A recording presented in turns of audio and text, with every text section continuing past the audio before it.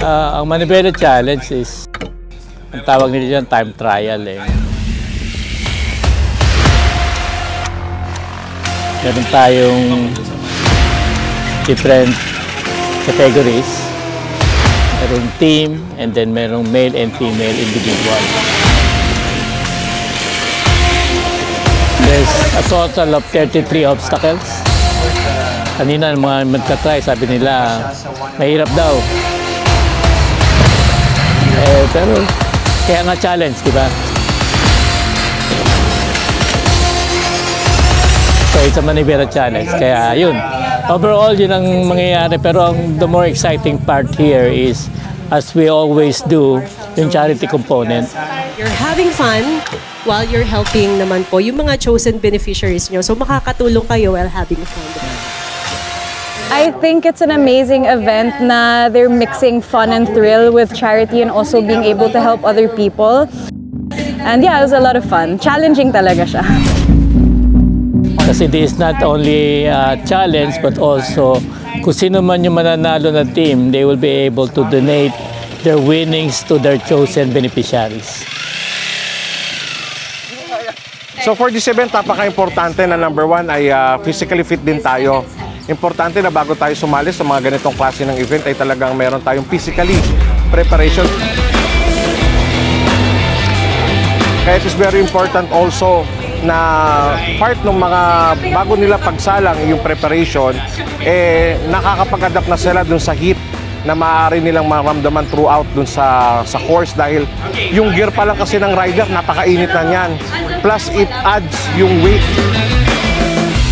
Kaya napaka-importante din talaga na ma-avoid natin yung mga tinatawag natin na heat-related emergencies sa mga ganitong klase ng events.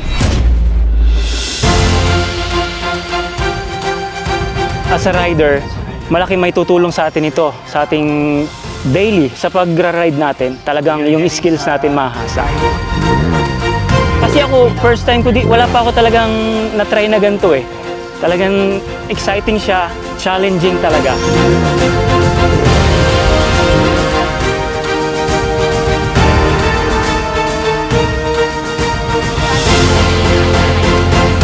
Pag ito yung nagamay mo talaga, naging confident ka rito, para sa akin personally, ma-improve ka talaga sa road. Yung confident mo sa road, iba na kahit umuulan.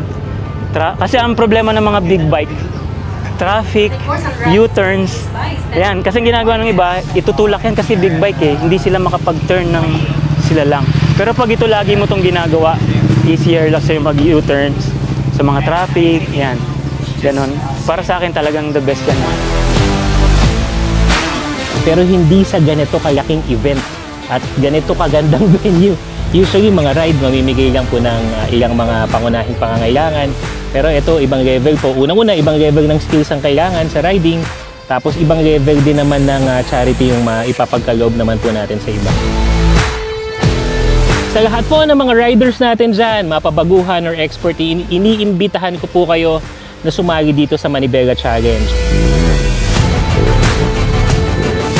You will gain the skills needed. Same time, makakatulong pa rin po tayo sa kapwa natin. Yan po, for more details, check out nilang po yung Manibela page and their other social media accounts. Sigurado mag-e-enjoy kayo.